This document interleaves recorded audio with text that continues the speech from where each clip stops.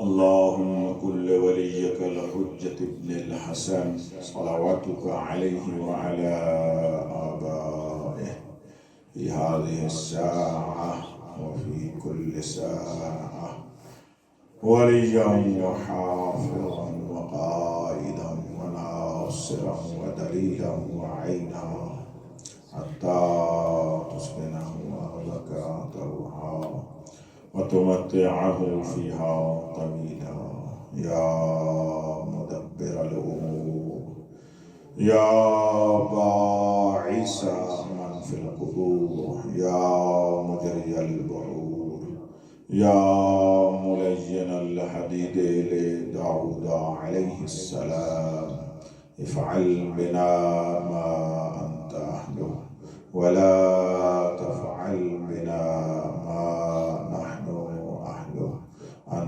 تصلي على محمد وآل محمد وعجل فرجهم صلوات اللهم صل على محمد وآل محمد. أستغفر الله ربي وأتوب إليه لا حول ولا قوة إلا بالله العلي العظيم أفوض أمري إلى الله إن الله بصير بالعباد رب اشرح لي صدري ويسر لي أمري واحلل عقدة من لساني يفقهوا قولي أعوذ بالله من الشيطان الرجيم بسم الله الرحمن الرحيم الحمد لله الذي لم يتخذ صاحبة ولا ولدا ولم يكن له شريك في الملك ولم يكن له ولي من الذل وكبره تكبيرا. اللهم صل على محمد وآل محمد. الصلاة والسلام على رسوله الذي أرسله بالحق بشيرا ونذيرا وداعيا إلى الله بإذنه وسراجا منيرا سيدنا ونبينا محمد المصطفى. اللهم صل على محمد وعلى آله الذين الشرفاء وأئمة الهدى ومصابيح الدجى الذين أذهب الله عنهم الرجس وطهرهم تطهيرا. اللهم صل على محمد وآل محمد. لا سيما بقية الله الأعلم روحي وأرواح العالمين لترى بمقدمه الفداء ولعنة الله على الأعداء من يوم ظلمهم إلى يوم الجزاء. أما بعد فقد قال الله تبارك وتعالى في كتابه الأعلى بسم الله الرحمن الرحيم حميم والكتاب المبين. صلوات اللهم صل على محمد وآل محمد وعجل فرجه. ماہ مبارک رمضان میں عظیم ترین واقعہ جو رونما ہوا وہ یہ ہے کہ اللہ نے اس میں قرآن کو نازل فرمایا. شہر رمضان الذی انزلت فیہ القرآن. یہ ماہ مبارک رمضان کی تعریف میں ہے کہ یہ وہ مہینہ ہے جس میں قرآن نازل ہوا۔ آپ صاحبان تمسک بالقرآن ہیں، اور قرآن سے تمسک کرنے والے ہی عطرت سے تمسک کرتے ہیں، اور جو متمسک ہیں عطرت اہل بیت سے، قرآن حقیقتاً انہی کے پاس ہوتا ہے۔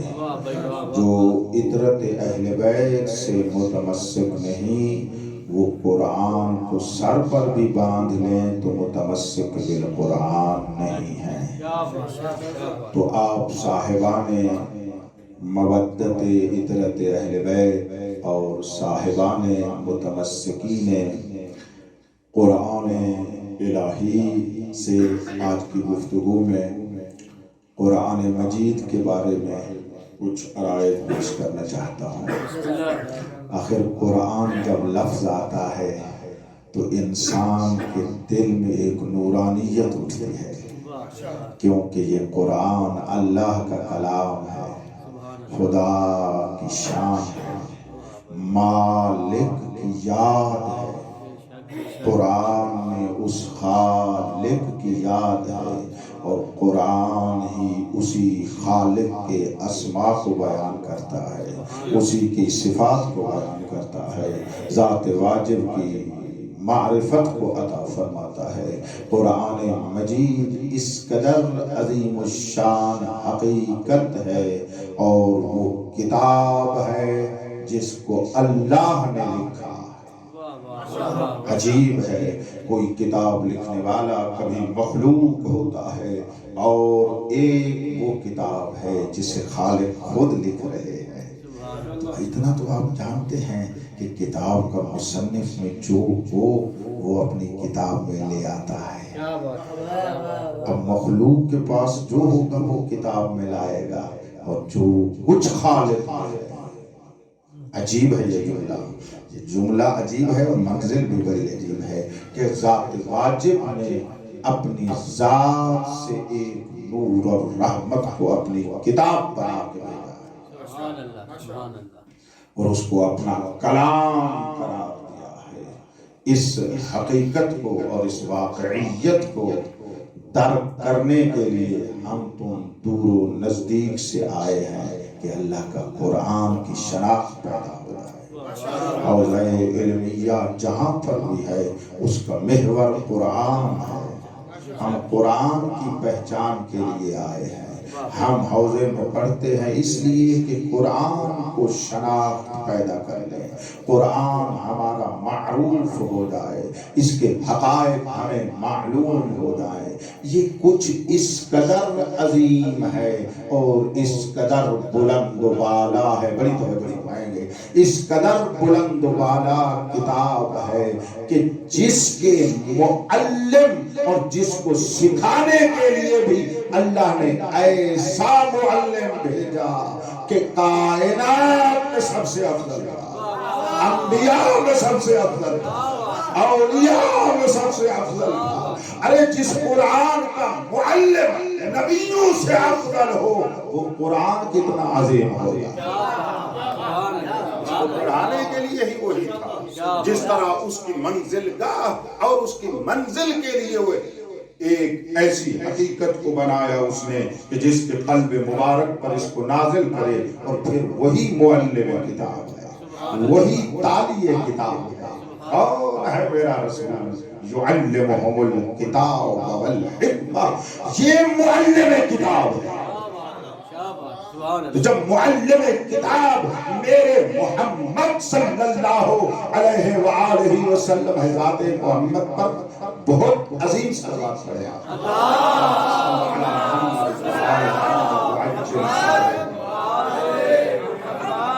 یعلمہم الکتاب۔ معلم کون ہے؟ اس الکتاب کے، اس قرآن کے معلم کون ہے؟ میرے نبی، اور نبی تو ساروں کو پتہ ہے کہ وہ 63 سال کے بعد تشریف لے گئے۔ اب توجہ فرمائیے، تو کتاب جب اللہ کے نزدیک بغیر معلم کے نہیں ہو سکتی، اور وہ بھی معلم محمد جیسا ہے۔ اگر اس محمد کو میرا خدا اپنے پاس بلا رہا ہے، کوئی محمد جیسا زمین پہ چھوڑے گا تو وہ کتاب باقی رہے گی۔ اور یہ معنی ہے انی تارکم فیکم الثقلین کتاب اللہ و عطرتی اہل بیتی۔ اس کی حقیقت کو درک کرنے کا ایک سادہ راستہ بیان کرتا ہوں، وہاں سے گفتگو کا میں آغاز کرتا ہوں۔ یعنی ہم آئے تو سارے عرفان قرآن کے لیے ہیں حوزہ علمیہ کل میں۔ جب بھی ہم جتنا پڑھیں مقصود یہی ہوتا ہے کہ ہم قرآن مجید کو تفہم کریں، اس میں تفکر کریں، اور اس میں انشاءاللہ فقیہ بن جائیں۔ فقیہ اصطلاحی نہیں کہہ رہا، قرآنی کہہ رہا ہوں، ٹھیک ہے؟ فقیہ ہے قرآن بن جائیں، یہی مقصود ہے نا، یعنی قرآن کو فہم عمیق کے ساتھ حاصل کریں۔ یہی اس لیے ہم آئے ہیں لولا نفر۔ یہ ہمیشہ ہم آیات اپنے بارے میں پڑھتے ہیں، ٹھیک ہے؟ جدھر بھی دیکھتا ہوں آپ مسکراتے ہیں، یعنی ہر ایک آپ میں سے اپنے آپ کو اس آیت کا مصداق سمجھ رہا ہے کہ آپ کوچ کر کے آئے ہیں اپنے دیار سے، اس دیار عصمت میں کہ وہاں سے قرآن کو حاصل کریں، عرفان قرآن کو حاصل کریں۔ ایک سادہ راستہ اس کی پہچان کا عرض کرنا چاہتا ہوں، اور وہ سادہ راستہ یہ ہے کہ کسی حقیقت کو پہچاننے کا ایک راہ یہ ہے کہ اس کے اثر سے اس کی حقیقت کو پہچانا جاتا ہے، آثار سے مؤثر کو پہچانا جاتا ہے، جیسے آپ شعاع سے سورج کو پہچانتے ہیں۔ توجہ ہے آپ کی صاحبان کی؟ جیسے شعاع سے آپ روشنی سے آپ سورج کو پہچانتے ہیں، اسی طرح اثر سے مؤثر کو پہچاننا ایک عام طریقہ معرفت اور شناخت ہے ہر شے کے بارے میں۔ اور ذات واجب کے بارے میں تو ہمارے پاس اور کوئی راستہ ہی نہیں ہے کہ ہم انہیں آثار سے ذات واجب کا عرفان پاتے ہیں۔ تو قرآن کی عرفان بھی آپ تک میں انہیں آثار کے ذریعے سے شروع کر رہا ہوں۔ دیکھیں قرآن کی ایک ہے حقیقت، اور اسی حقیقت کے آخری منزل کا نام ہے یہ الفاظ، اور یہی کتاب لفظی جو آپ کے اور ہمارے سامنے ہے، جس کو ہم تلاوت کرتے ہیں، جس کی ہم قرأت کرتے ہیں، جس کی تلاوت کی بہار کا زمانہ ہے۔ ہمیشہ قرآن کی تلاوت کرنی چاہیے، لیکن اس مہینے میں یہ وہ مہینہ ہے جو قرآن مجید کی تلاوت کی بہار ہے، اور اسی میں ہی اس کو تلاوت کرنا چاہیے۔ مقدر کے سکندر ہیں وہ لوگ جو ایک ایک دن میں اس قرآن کا ختم کرنے والے ہیں۔ توجہ ہے نا؟ ہے ایسے بزرگان جو ایک دن میں قرآن کا ختم یعنی پورے 30 پاروں کو تلاوت کرتے ہیں، ورنہ 10 پارے تلاوت کرنے والے تو بہت مل جاتے ہیں الحمدللہ رب العالمین۔ ایک پارہ تو ہم بھی پڑھ لیتے ہیں بارہا۔ توجہ ہے آپ صاحبان کی طرف، اس عربی تو یہ قرآت اور اس کی تلاوت کا یہ بہار کا زمانہ ہے، تو اس قرآت کا ثواب کیا ہے؟ یہ اثر ہے نا، قرآن کے لفظوں کو زبان پر لے آئیں، اس کا ثواب کیا ہے؟ اور الحمدللہ آپ سارے استاد بیٹھے ہیں، قرآن کے اتنی فضیلت قرأت قرآن کی بیان کی جاتی ہے جس کی حد و حساب نہیں ہے۔ میں آپ کو 2 روایتیں، بس ایک یا 2، ٹھیک ہے، 2 روایتیں بڑی نایاب سی سنانا چاہتا ہوں۔ کس بارے میں؟ کہ قرآن مجید کی تلاوت اور قرأت کے بارے میں دیکھنا ہے مجھے۔ اس حدیث کو بیان کرنے والے کون ہیں؟ خاتم الانبیاء صلی اللہ علیہ وسلم۔ کتاب جامع الاخبار میں روایت ہے، بڑی عظیم الشان۔ میں ساری تو آپ کو سنا نہیں سکتا، اس کے چند جملے آپ کی خدمت عالیہ میں تلاوت کرتا ہوں، بس موضوع ذہن میں رہے گا۔ قرآن مجید کے ظاہراً ادنا سا اثر بیان کیا جا رہا ہے۔ اس لفظ کو درک کرو، احساس کرو، قرآن مجید کا لفظ قرآن مجید کی حقیقت کا انزل المراتب درجہ ہے، یعنی سب سے آخری درجہ کہ جس کے بعد اور درجہ نہیں ہے، وہ قرآن کے الفاظ کا ہے۔ ٹھیک ہے، اگر آپ نے میرا ساتھ دیا تو آپ کو مراتب قرآن بیان کروں گا، میرے موضوع میں ہے، میں بیان کروں آپ کو آج اور کل کی مجلس میں اسی مراتب قرآن سے آپ سے بات کرنی ہے مجھے۔ تو آخری مرتبہ انزل المراتب، علماء بیٹھے ہیں نا، آخری منزل قرآن وہی ہے جو ہمارے سامنے الفاظ کی شکل میں موجود ہے۔ یہ آخری منزل قرآن ہے، پوری منزل قرآن نہیں ہے۔ بھئی توجہ آپ نے فرمائی ہے، یہ پوری اور تمام منزل قرآن نہیں ہے، یعنی یہ پوری حقیقت قرآن نہیں ہے، یہ قرآن کی آخری منزل ہے جس کو ہم سمجھ سکتے ہیں، یہ آخری منزل ہے جس کو ہم برداشت کر سکتے ہیں، ورنہ اس کی منزل اور مراتب اس سے بالا تر ہیں۔ یہ یقین ہے جو میں نے عرض کیا ہے، اعتقاد ہے آپ کا، یعنی یہ قرآن جو ہے، یہ الفاظ جو ہیں آخری منزل ہے۔ پریشان تو نہیں بیٹھے ہو؟ یعنی اس میں ہم سیدھا ہو نا، کوئی مشکل تو نہیں ہے نا، اس سے اوپر والی منازل قرآن کی ہیں۔ ابھی بھی کچھ جوان اس طرح مجھے دیکھ رہے ہیں، ایک آیت پڑھ دوں سورہ حشر کی، بسم اللہ الرحمن الرحیم، لو انزلنا هذا القرآن على جبل لرأيته خاشعا متصدعا من خشیت اللہ۔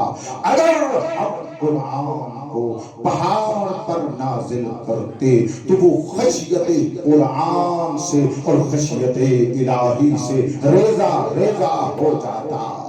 ارے بھائی، ملیون کتابیں قرآن کی آپ پہاڑوں پر نہیں اپنے گھر میں رکھتے ہیں، گھر کو کچھ نہیں ہوتا۔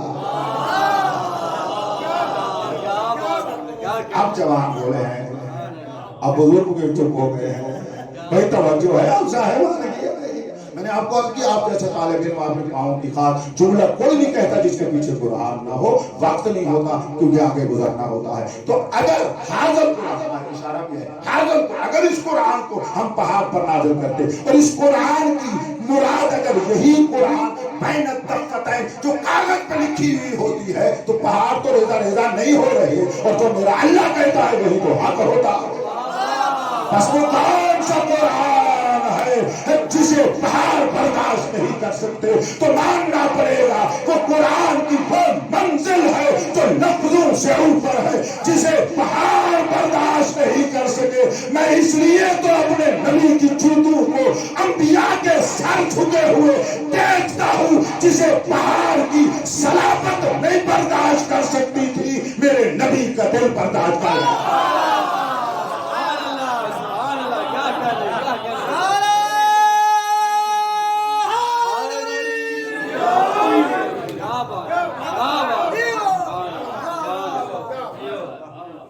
راضی ہوں، یہ کچھ موبائل دیکھ رہے ہو، مولا کا نام بھی نہیں لے رہے ہو، وہ بھی روزے کے ساتھ۔ پھر ایک مرتبہ نعرہ کو میں دیکھوں،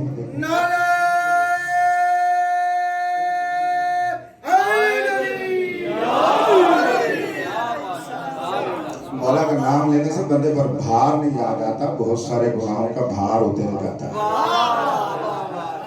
توفیق ہوا کرے تو اس عبادت میں شامل ہوا کرے، اس عبادت میں، اور اس میں بھی انسان وہ اپنے سٹائل میں بیٹھا ہو، مولائی سٹائل میں بیٹھا کرے۔ توجہ ہے آپ صاحبان، علماء اور مجلس میں مولا کے ادادار ہوتے ہیں، مولا کے مولائی ہوتے ہیں، تو بس واضح ہو گئے، برہان مل گیا میرے عظیم سامعین کہ یہ قرآن جو ہمارے سامنے اور جس کی ہم تلاوت کرتے ہیں نا، یہ آخری منزل ہے جس کو میرے گھر کا پتھر بھی برداشت کر جاتا ہے۔ قاری نے فرما رہے وہ حقیقت قرآن اور ہے جسے پہاڑ بھی برداشت نہیں کر سکتے، اور جسے پہاڑ برداشت نہ کرے دل محمد برداشت کر جاتا ہے۔ یہی تو اس کا مقام ہے، نزلہ علی قلبک، تیرے دل پہ نازل ہوا۔ کتنا عظیم ہے اس کا دل کہ قرآن کو برداشت کر رہا ہے۔ توجہ بیٹھے تو ایک بات آ گئی ہے تو کہہ کے چلاؤ، جس کا دل اتنا محکم ہو، نادانو اس کا ذہن کمزور نہیں ہوا کرتا۔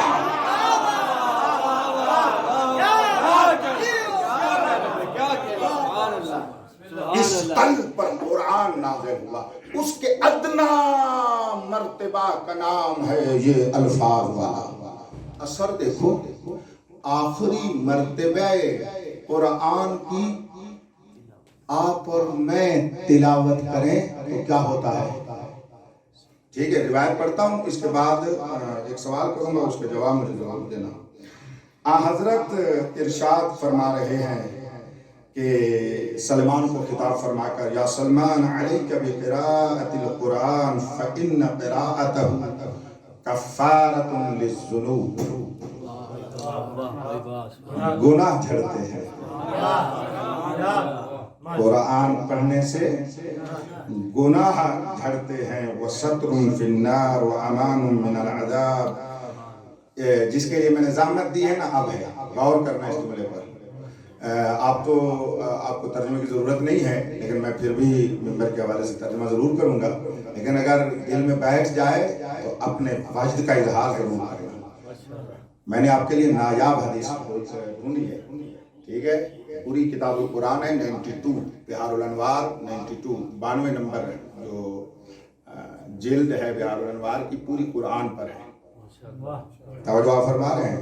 پوری کا تلاوت کر کے وہ میں نے جو عظیم سب ہوتی ہیں، لیکن جو عظیم ہوتی ہیں میں آپ کو سنانا چاہتا ہوں، اور میرے تجربے کے مطابق زیدی صاحب یہ حدیث کمتر آپ کے سماعت تک پہنچی ہوگی۔ جملہ سنیے گا، قراءت قرآن کا ثواب کیا ہے۔ حضرت فرماتے ہیں وَيُكْتَبُ لِمَن يَقْرَأَهُ بِكُلِّ آيَةٍ ثَوَابُ 100 شہید۔ ایک آیت پڑھنے سے 100 شہید کا ثواب ہے۔ اثر دیکھو قرآن کا، اور وہ بھی یہی بات ذہن میں رکھنی ہے، انزل المراتب مرتبہ قرآن کا، کہ جو اس کو تلاوت کرتا ہے اس کو 100 شہید کا ثواب ملتا ہے۔ یکتب یقرأ لمن یقرأہ بکل آیۃ ثواب 100 شہید وَيُعْطَى بِكُلِّ سُورَةٍ ثَوَابُ نَبِيٍّ۔ ایک سورت کو پڑھا جائے تو ایک نبی کا ثواب ملتا ہے۔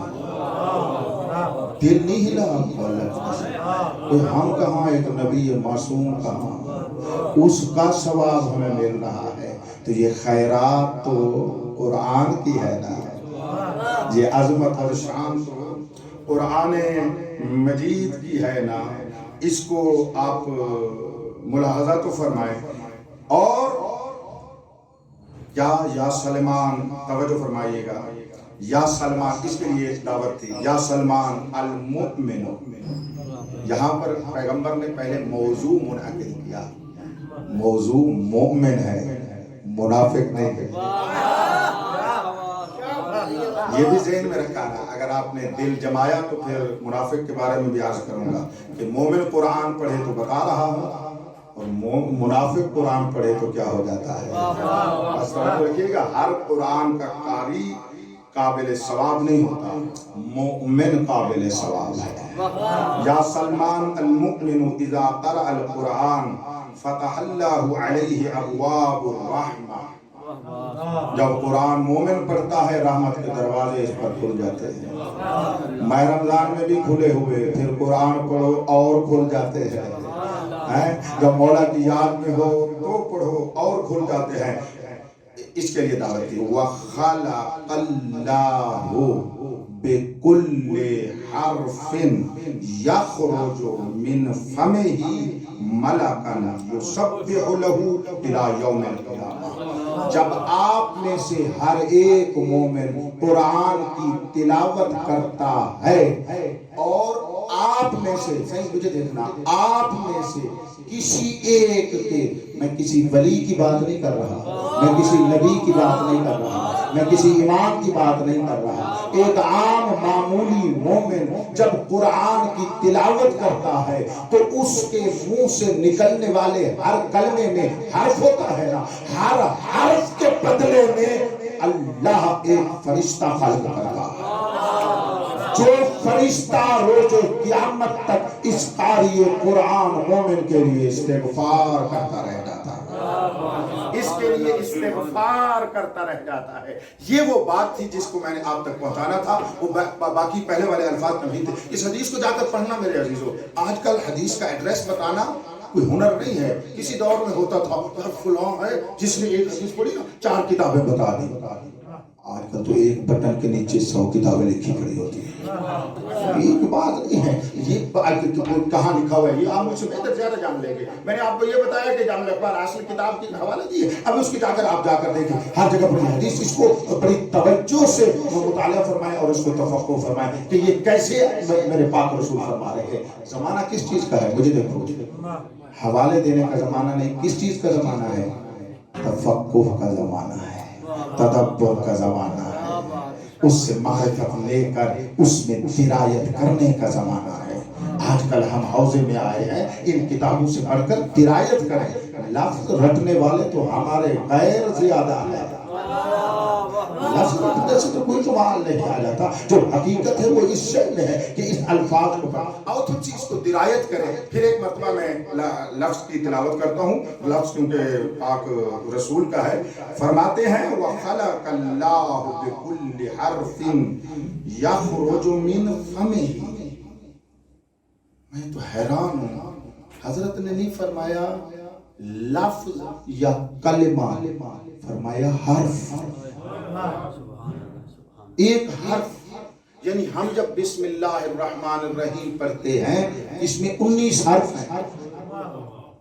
تو ان 19 حرف میں سے جب بسم اللہ الرحمن الرحیم پڑھتے ہیں تو 19 فرشتے اللہ خلق کر دیتا ہے. جو اس مومن کے لیے روز قیامت تک استغفار کرتے رہ جاتے ہیں. ٹھیک ہے, اور وہ بھی کب تک؟ الی یوم القیامہ. آج سمجھ آیا کہ میرے رسول نے کیوں فرمایا من مات علی حب آل محمد مات مغفورا. جو بندہ بھی ہماری محبت پہ مرا وہ مغفور مرا. مرنے سے پہلے گناہ تھے, مرتے وقت اس پر گناہ نہیں رہا. بھائی اس نے کتنی مرتبہ قرآن پڑھا ہوگا. آؤ قرآن کی تلاوت کریں. یہ بات پوری مزہ دے گئی ہے. آپس میں بیٹھا میری تسلی تجربے کے لیے. یہ حدیث کا یہ جملہ نیا تھا.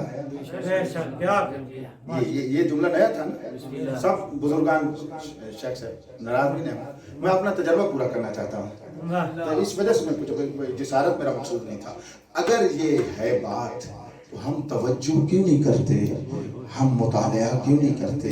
ہم تفکر کیوں نہیں کرتے؟ ہم تدبر کیوں نہیں کرتے؟ یہ کس کے منہ سے نکلا؟ لفظ نہیں, حرف. میں پھر بولتا ہوں, اسی جملے پر واپس آتا ہوں. کس کے منہ سے نکلا؟ مومن کے منہ سے, مولا کے منہ سے نہیں. یہی تو میں کہنا چاہتا ہوں. مومن کے منہ سے نکلا, امیر المومنین کے منہ سے نہیں.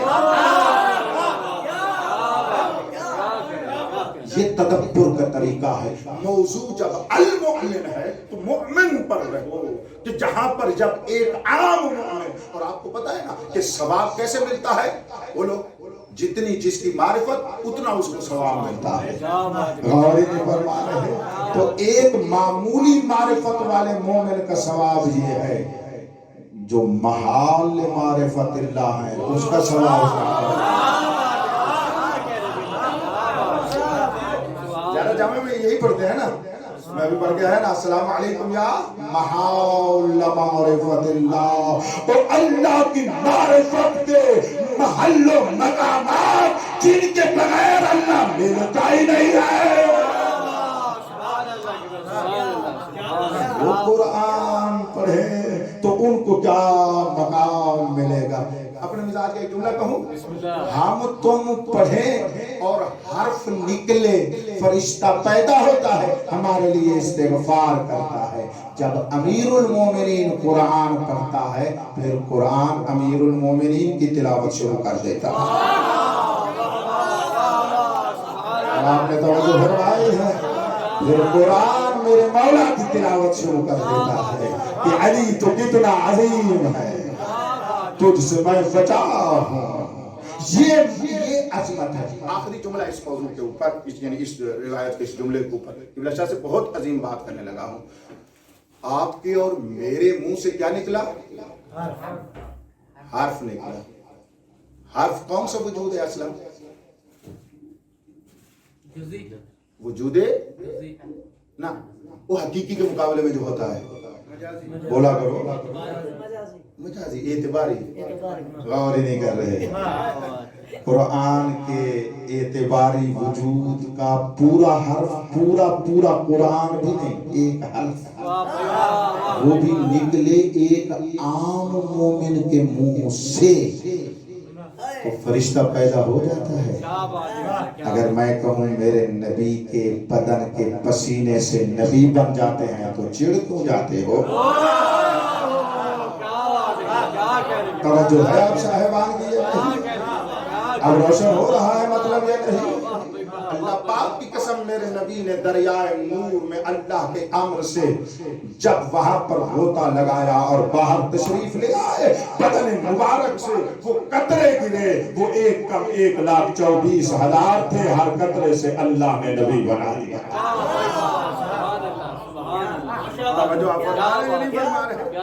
یہ باتیں وہ جو الجھی ہوئی ہیں میں سلجھا رہا ہوں، پھر بھی دعا نہیں کرتے ہو.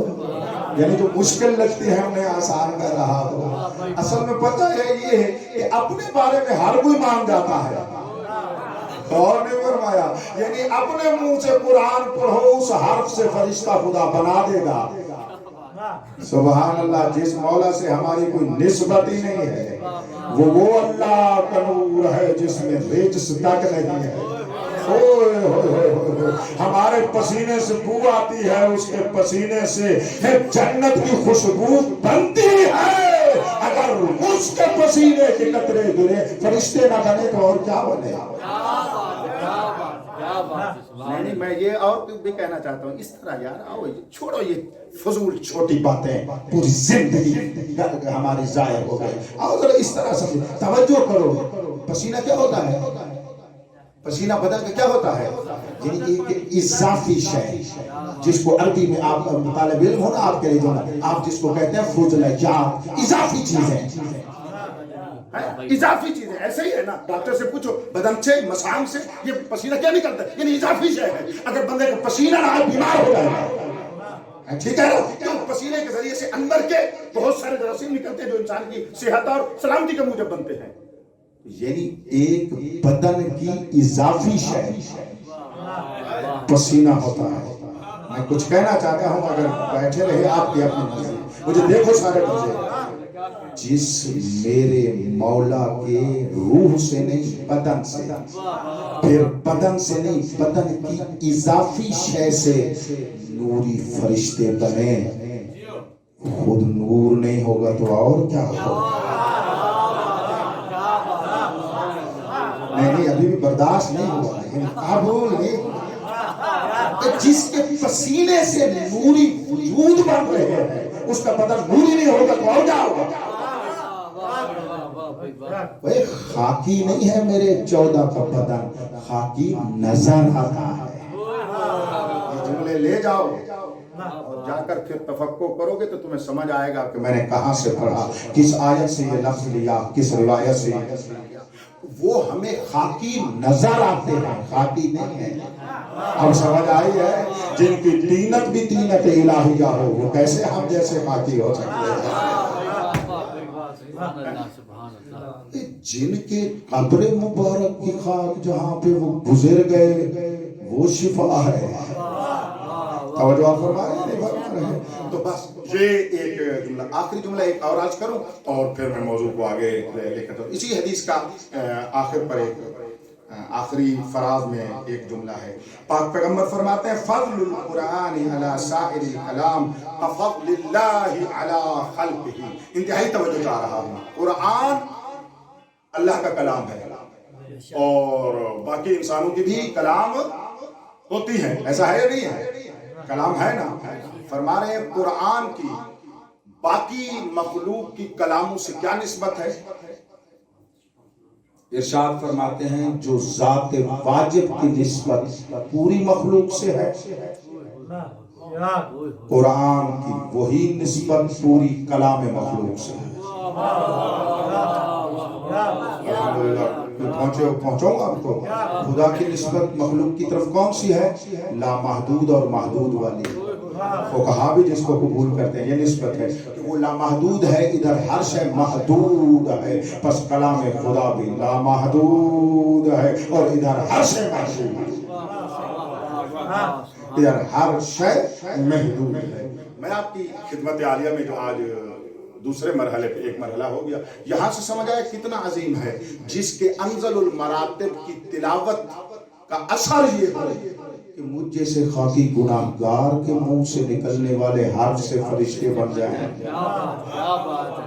پہلے فرشتے نہیں ہوتے، خدا خلق فرما چکا ہو اور وہ ہمارے لیے استغفار کر رہے ہو. نانا جب پڑھتے ہیں نئے فرشتے بنتے ہیں. ایک جملہ کہے تو سبب خلقت تو آپ مومن ہی بن رہے ہیں. ہم اپنے ہوئے ہیں مولا میں کہ سبب خلقت ہے یا نہیں. باتیں بڑی سادہ ہیں، دو اور دو چار ہیں، ہم نے ایسے مشکل بنائی ہوئی ہیں. وہ وہی جملہ یاد آ جاتا ہے، العلم نقطۃ کسرھا الجاہلون. علم تو ایک نقطہ تھا، جاہلوں نے کثیر کر دیا. توجہ آپ بنا رہے ہیں، یہی نقطہ سمجھ میں آ جائے قرآن سمجھ میں آ جائے گا. اسی نقطے کی تو بات ہے. ہم سارے پاک و ہند سے اس جگہ پر جمع اس لیے ہوئے ہیں کہ یہی نقطہ سمجھ میں آ جائے. اگر یہ نقطہ سمجھ میں آ گیا پھر ہر شے سمجھ میں آ جائے گی. اور دنیا کو جب سے نقطہ سمجھ نہیں آیا حسبنا کتاب اللہ کہنے لگے. توجہ ہے اسی نقطے کے تو پیچھے ہم آئے ہیں. آؤ یہاں سے ایک دلیل میں نے قرآن کی عظمت کو اثر سے ہدیہ کیا ہے. اب ایک اور برہان عرض کرتا ہوں اس کی عظمت پر کہ کتنا عظیم ہے. ایک اور راستہ آپ کی بارگاہ عالیہ میں پیش کرنا چاہتا ہوں. قرآن کی حقیقت کیا ہے؟ قرآن میں ہر شے کا علم ہے. قرآن میں ہر شے کا علم ہے. یعنی ایک طرف قرآن رکھو، دوسری طرف ہر شے رکھو. اللہ نے نچوڑ کر اکٹھی کر کے قرآن میں رکھ دیا. ہر شے کا علم اس میں ہے. نسبت ذہن میں رہے گی لامحدود اور محدود والی. تو محدود لامحدود کے دائرہ ہی میں تو ہوتا ہے. ٹھیک ہے. میں آپ کو ایک اور عظمت قرآن کی بتانا چاہتا ہوں، اور وہ قرآن کی عظمت یہ ہے کہ قرآن میں ہر شے کا علم ہے. سماعت کرو گے؟ قرآن میں ہر شے کا علم ہے. اور بند ناچیز نے ایک کاغذ سیاہ کرنے کی کوشش کی ہے بے نام عرفان قرآن. اس کا ایک حصہ میں لکھ چکا ہوں، انشاءاللہ دعا کریں کامل ہو جائے. تو اسی میں سے ایک چیز آپ کو میں بند ناچیز بیان کرنا چاہتا ہوں. اس میں ایک موضوع ہے معرفت قرآن سے. ٹھیک ہے، یا جس طرح کہا جاتا ہے قرآن میں. تو قرآن میں ایک میری فصل ہے، اس میں ایک باب ہے اس کی فصل ہے. اور اس میں سے ایک تجلی آپ کو میں سنانا چاہتا ہوں. میں حدیث نہیں پڑھوں گا، 4 آیتوں سے بتاتا ہوں کہ قرآن کا علم کیا ہے. سماعت فرمائیں گے آپ سارے؟ قرآن مجید وہ ہے جس میں اللہ تبارک و تعالی نے ہر شے کا علم رکھا ہے. 4 آیتیں آپ کی خدمت عالیہ میں تلاوت کرنے لگا ہوں. اللہ کرے میں آپ تک وہ ساری چیزیں پہنچا سکوں. بسم اللہ الرحمن الرحیم. سورہ مبارکہ حود آیت نمبر 6. وَمَا مِن دَابَّةٍ فِي الْأَرْضِ إِلَّا عَلَى اللَّهِ رِزْقُهَا وَيَعْلَمُ مُسْتَقَرَّهَا وَمُسْتَوْدَعَهَا كُلٌّ فِي كِتَابٍ مُبِينٍ. یہ تھا مثلا ایک اشرا قرآن کا آپ کو سناتے، پھر ایک لفظ کی ہم آپ کے لیے تشریح کرتے. وہ تو ہے نہیں ایسے فہرست والی جیسے ردیف لکھا جاتا ہے، انڈیکس ایک فہرست ہوتی ہے، وہی فہرست آپ کو سنا رہا ہوں. باتیں بہت سامنے آتی ہیں، پھر اپنے آپ کو روک کر آپ تک عرض کرنا چاہتا ہوں. کوئی حرکت کرنے والی شے زمین میں نہیں ہے مگر اللہ پر اس کا رزق لازم ہے. یہ بھی ایک نقطہ ہے کہ رزق سے بات کیوں شروع کی ہے. اور وہ نقطہ چلو ایک عرضی کر دیتا ہوں، حاری صاحب مجھے بڑے پیار سے دیکھ رہے ہیں، تو وہ کون سا، توجہ فرمائیں، بندے کو کھایا نہیں بھولتا اگر شریف ہو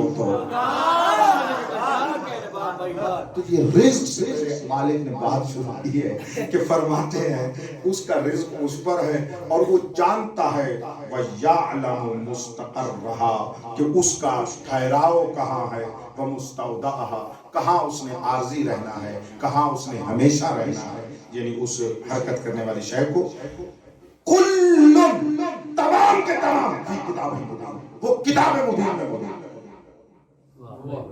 بس جو بھی رزق کھانے والی شے ہے وہ کتاب مبین میں ہے، کتاب مبین میں ہے۔ بس یہ علم کتاب ہو گیا نہ ہو گیا؟ یہ ایک آیت۔ دوسری آیت پڑھوں، سورہ مبارکہ نامل آیت نمبر 75، ہر ظاہر اور ہر غائب کتاب مبین میں ہے۔ وَمَا مِن دَابَّةٍ فِي السَّمَاءِ وَالْأَرْضِ إِلَّا فِي كِتَابٍ مُبِينٍ، کوئی غائب نہیں ہے زمین و آسمان میں مگر کتاب مبین میں ہے۔ غائب وہ ہوتا ہے جو اوجھل ہو، بڑا سادہ اردو بول رہا ہوں، ٹھیک ہے نا؟ صاحبان کلام بیٹھے ہو، صاحبان زبان بیٹھے ہو، ٹھیک ہے نا؟ اوجھل، جو چیز اوجھل ہو وہ غائب ہوتی ہے، یعنی جو دوسروں سے اوجھل ہے قرآن کے سامنے ہے۔ سبحان اللہ سبحان اللہ سبحان اللہ، ٹھیک ہے نا؟ الا فی کتاب وما من غائب غائبۃ فی السماء والارض، کوئی چیز غائب زمین و آسمان میں نہیں ہے مگر وہ کتاب مبین میں موجود ہے۔ بس اس کا مطلب ہے غیب کا علم بھی کتاب میں موجود ہے۔ سادہ سادہ ہے نا، بڑا آسان نہیں ہے۔ اچھا تیسری آیت پہ سن لو، تیسری آیت آپ کی خدمت عالم، سورہ مبارکہ سبا آیت نمبر 3، لا يعزب عنه مثقال ذرہ۔ دیکھیں ہر قسم کی آیت میں آپ کے لیے لے کر آیا۔ پہلی آیت میں یہ تھا کہ ہر رزق کھانے والا جو متحرک ہے اس کا کلن جو ہے وہ کتاب مبین میں ہے۔ دوسرا کون ہے؟ ہر غائب شے جو ہم سے غائب ہے۔ میں کیا بتاؤں ہم سے کیا چیزیں غائب ہیں؟ زمین کے نیچے والی سطح کو ہم نہیں جانتے، دریا کی اس طرف کا ہمیں پتہ نہیں ہے، ہوا کا پتہ نہیں ہے، فضا کا پتہ نہیں ہے، کہکشاؤں کا پتہ نہیں ہے، ستاروں کا پتہ نہیں ہے۔ میں ٹھیک کہہ رہا ہوں یا نہیں؟ کتنے ستارے ہیں، یہ ساری چیزیں اسی میں آ جاتی ہے نا۔ یہ عرض سے مراد یہ عرض نہیں ہوتی، مراد عالم دنیا ہوتا ہے۔ یہ بھی آپ کو پتہ ہے نا قرآن مجید میں جہاں پر عرض آئے بہت کم مقامات ہیں جہاں پر عرض سے مراد فقط یہی زمین ہے، ورنہ اکثر مقامات پر قرآن مجید میں عرض سے مراد عالم دنیا مراد ہے، اے آخری جہان ہے جس میں ہم تم رہ رہے ہیں۔ تو یہ ساری چیزیں اس میں چلی جاتی ہیں اور اس کو شامل ہو جاتی ہے۔ یہی توجہ فرمائیے گا۔ تو یہ ساری کی ساری چیزیں کتاب مبین میں ہیں۔ ولا يعزب عنه مثقال ذرہ، اللہ سے ذرہ برابر مثقال بھی غائب نہیں ہوتا، چھوٹا ہوا نہیں ہے، لا يعزب، اس سے مخفی نہیں ہے۔ ذرہ سمجھتے ہو نا، ذرہ کسے کہتے ہیں؟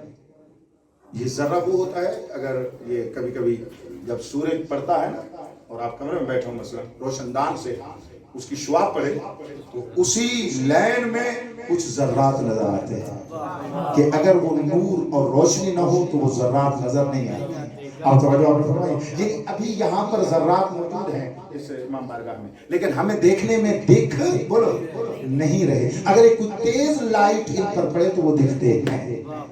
اس کا مطلب ہے چھوٹی چیزیں نور کو نظر آ جاتی ہیں، خاک کو نظر نہیں آتی۔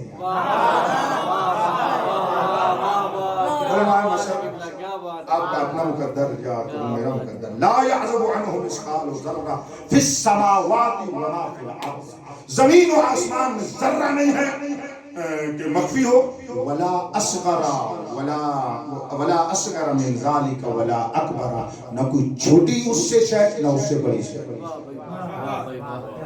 ایک بات کروں، ذرے سے چھوٹا پھر کیا ہے؟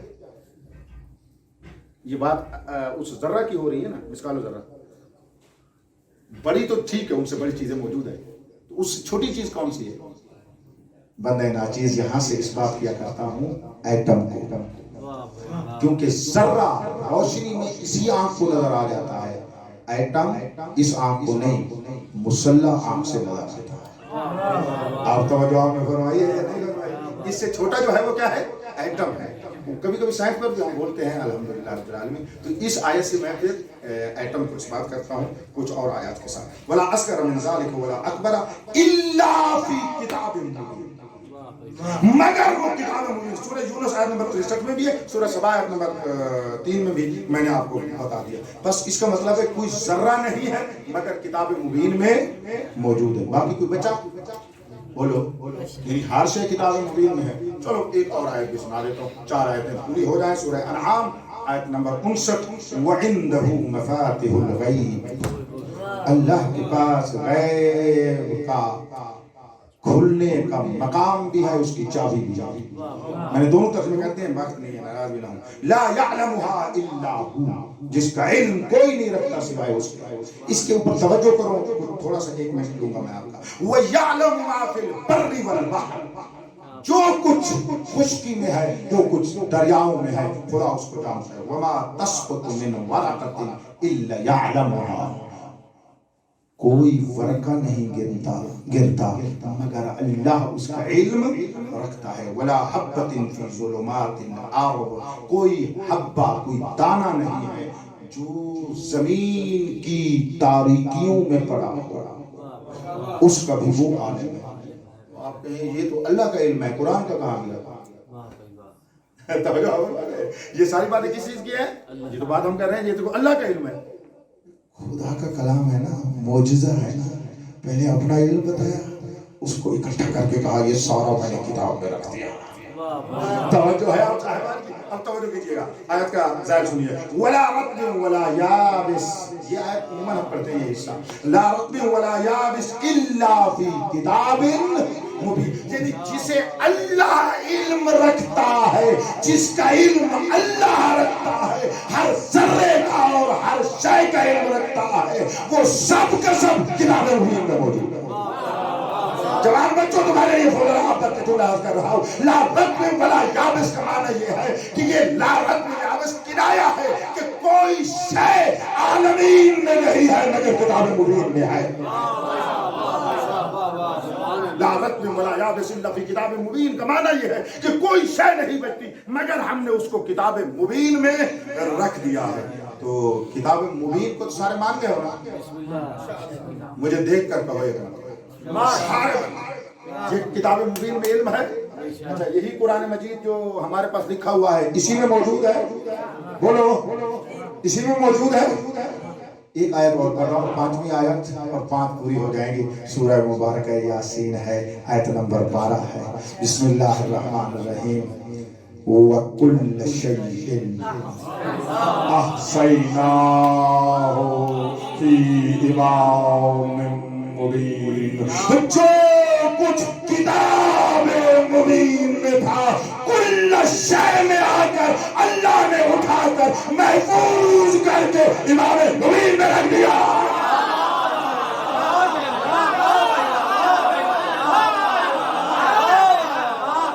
میرا مالک تو نے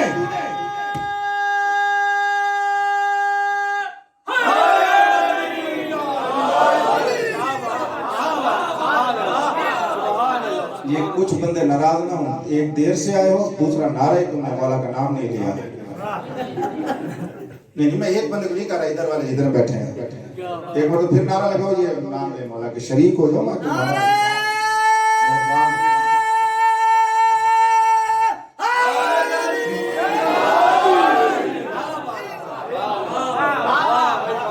مولا کا نام لینے سے روزے کی خشکی ختم ہو جاتی ہے, چڑھتی نہیں ہے, وہ منافق کو چڑھتی ہے. توجہ ہے آپ صاحب؟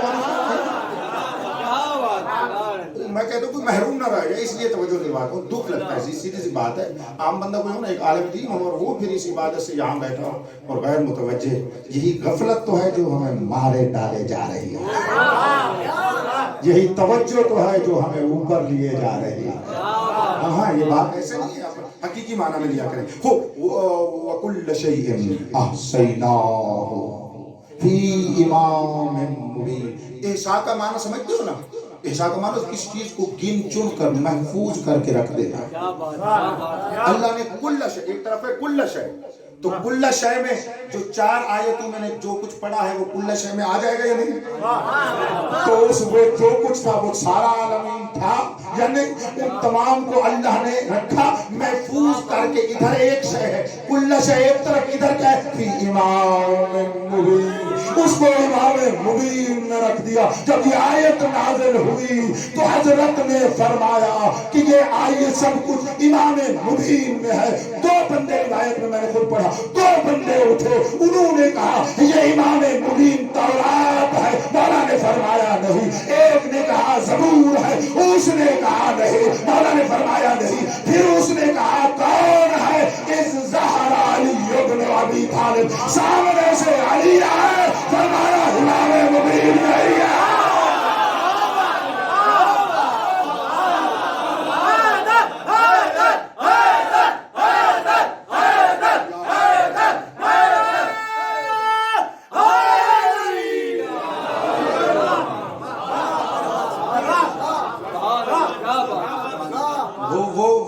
یہی علی ابن ابی طالب ہے جس کے وارث کا نام مہدی دورہ ہے, تو پردہ غیبت میں کل شے کو دل میں سما کے بیٹھا ہے, تو اس میں یہ ہر شے کا علم رکھ دیا.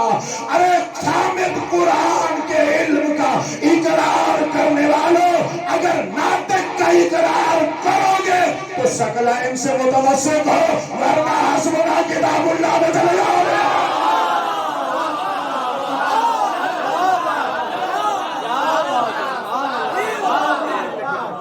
حسبنا کتاب اللہ سے بچنا ہے تو آؤ, سامد کو جیسا مانتے ہو ناطق کو ویسے مانو. ایک شکل کو جو مانے دوسرے کو نہ مانے, دوسری کہتی ہے تو جا, اس کو نہیں مانتا میں کیسے قبول کروں.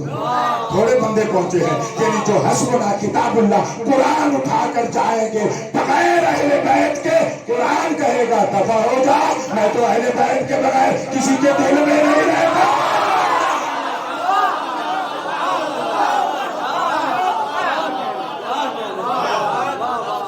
قرآن کا علم ہے, اور قرآن کا علم لینے کے لیے ہم دور و دراز سے حوضے میں آئے ہیں.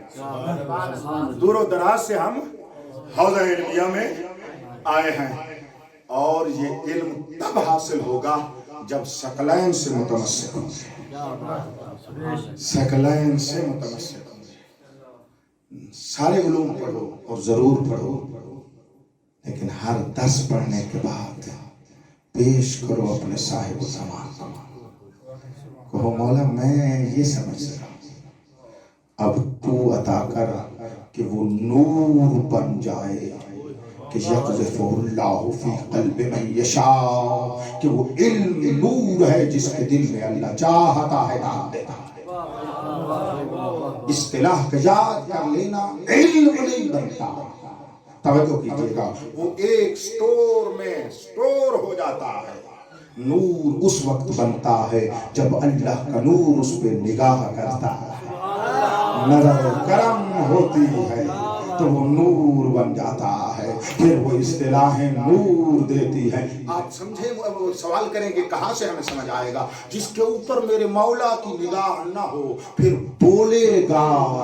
توجہ کیجئے گا, پھر اگر نگاہ ہو جائے یہ بولے گا تو ہدایت نکلے گی, نور نکلے گا. اور جس پر مولا کی نگاہ نہ ہو اصطلاحیں رٹی ہوئی ہوں گی, بدبو آئے گی اور کچھ نہیں پھیلے گا, جہالت پھیلے گی, علم نہیں پھیلے گا. ہم آئے ہیں یہاں پر اسی علم کو لینے کے لیے جس کے بہترین راستے کا نام ہے حسین. اس راہ سے اگر ہم آئیں گے تو ہمیں ضرور انشاءاللہ, بہت بہت مہربانی, وہ ہمیں ضرور بھی ضرور وہ اس اصطلاح کو نور بنا دے گا اگر متمسک ہو گئے ہم اسی قرآن کو بچانے کے لیے. میرے مولا کا سر نیزے پہ سوار ہو گیا اور نیزے پر سوار ہو کر قرآن کی تلاوت کر کے فرماتے رہے, لوگو آپ ہمارے بدن سے سر جدا کر سکتے ہیں لیکن ہم سے قرآن جدا نہیں کر سکتے, لیکن ہم سے قرآن جدا نہیں کر سکتے. میں جتنا بھی پڑھوں یہ مطالب وہ ناقص ہے کہ اگر وہ ذکر نہ ہو جن مسائل کے تیرے میری سانسوں کا مالک وقت کا امام خون رو رہا ہے.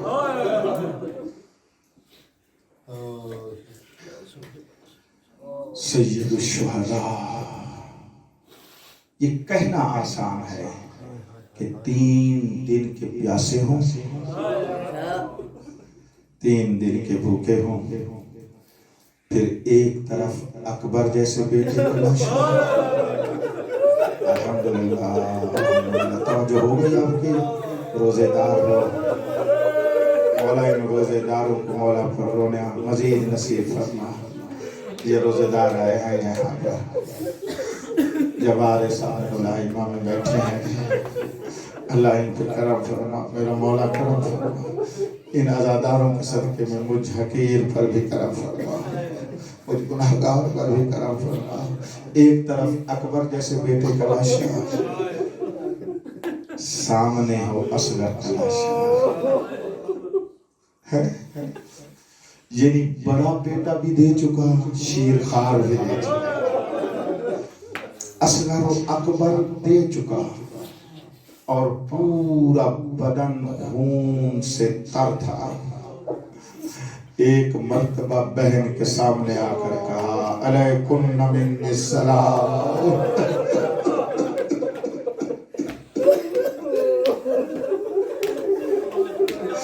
مجھے بتاؤ بی بی عالیہ کے قلب پہ کیا گزری ہوگی؟ اتنے عظیم بھائی کو اس حالت میں وہ دیکھے کیا حالت گزری ہوگی. اور وہ بھی آخری سلام، اور وہ بھی آخری سلام. صاحب زمان یہ پر صاحب کو بھول فرمائیں، نظر کرم فرمائیں. جتنے مومنین علماء کرام عزادار چل کے آئے ہیں سب تو نور معرفت سے پر فرما دے مولا. ان کے گناہوں کو معاف فرما دے مولا. ان کے صدقے میں حقیر کے گناہوں کو بھی معاف فرما دے مولا. یہ ہم آئے ہیں عرض ارادت پیش کرنے کے لیے. میں آپ کی فقط تیاری کروا رہا ہوں. میں نے 2 مقتل کی روایتیں پڑھنے کا ارادہ رکھتا ہوں تاکہ مصاب ہو جائیں آپ، اور صاحب الزمان بھی اس مجلس میں آ کر ہمارے ساتھ وہ خون روئیں گے، ہم پانی روئیں گے.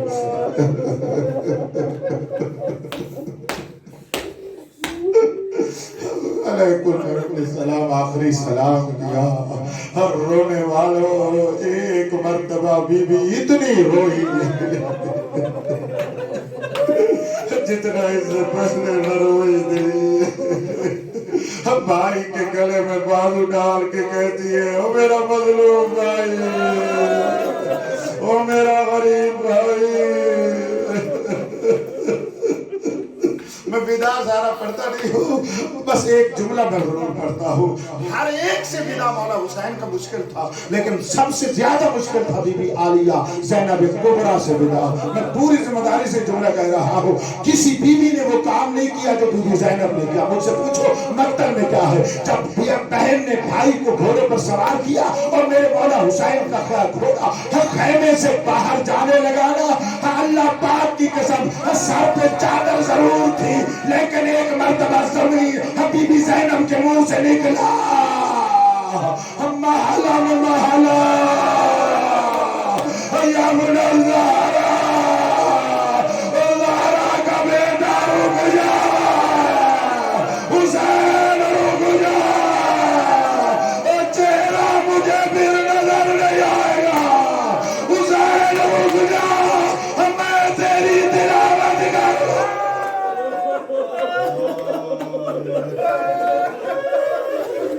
دعا کی مولا نے تو بی بی کو صبر آیا اور بی بی ٹھہر گئی. بھی مولا مقتل میں جنگ کی اور ایک مرتبہ آواز آئی یا ایتھا النفس المطمئنہ ارجعی الی ربک راضیۃ مرضیہ. بس میں ایسے پڑھا کرتا ہوں.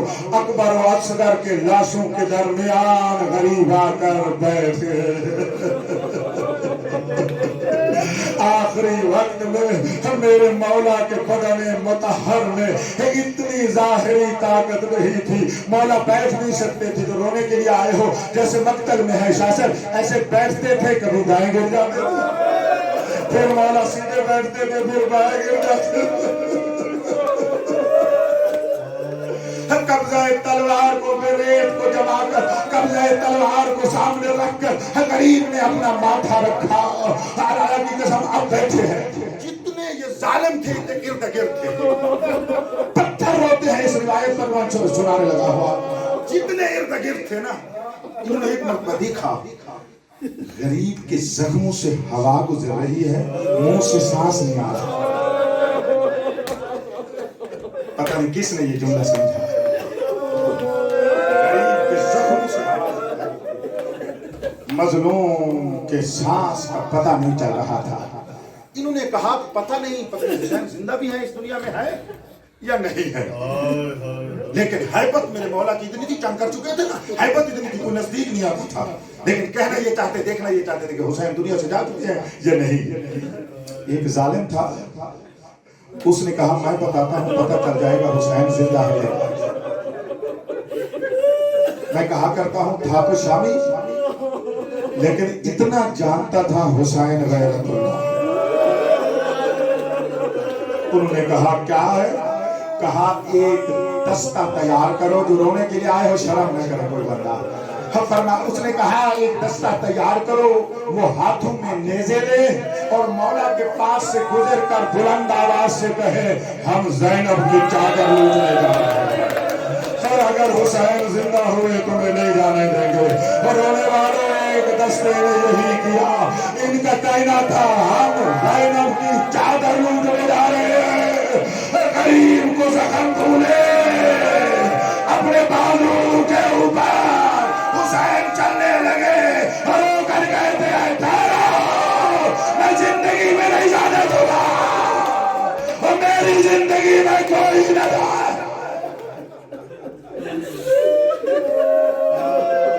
آخری روایت, ان کو پتہ چلا حسین زندہ ہے. اب یہ میرے مولا کے ارد گرد آ گئے. جیسے بعض مقتل والوں نے لکھا ہے نا, کچھ قاتل ظالم ہاتھوں میں ہتھیار لے کر میرے مولا کے قریب آ گئے. کسی کے ہاتھ میں تلوار تھی, کسی کے ہاتھ میں خنجر تھا, کسی کے ہاتھ میں نیزہ تھا, کسی کے ہاتھ میں تیر تھا, کسی کے ہاتھ میں پتھر تھا. اور رونے والوں عزاداروں, انس ابن مالک ایک بندے حرامی کا نام ہے, یہ قریب آیا. اس کے ہاتھ میں کچھ تھا یا نہیں تھا, اس نے زمین پر رکھ کر ایک مرتبہ حسین مولا کو آواز دے کر کہا حسین, ہم میرے مولا کی آواز نہ آئی. اس نے دوسری مرتبہ کہا حسین, غریب مولا کی آواز نہ آئی, معاف کر دو کہ اس نے تیسری مرتبہ کہا ہم مولا کی آواز نہ آئی. یہ ظالم آگے بڑھا, ایک ہاتھ سے مولا کے بالوں میں ہاتھ رکھا اور دوسرے ہاتھ سے تماچا مارا. حسین زمین میں گرے اور کر کہا ابا اب میرا کوئی نہیں, اب تیری بہنوں کے پردے کا خدا حافظ. امام زمانہ کا یہ جملہ ہے, مولا فرماتے ہیں سجدے کے آخر میں حسین کی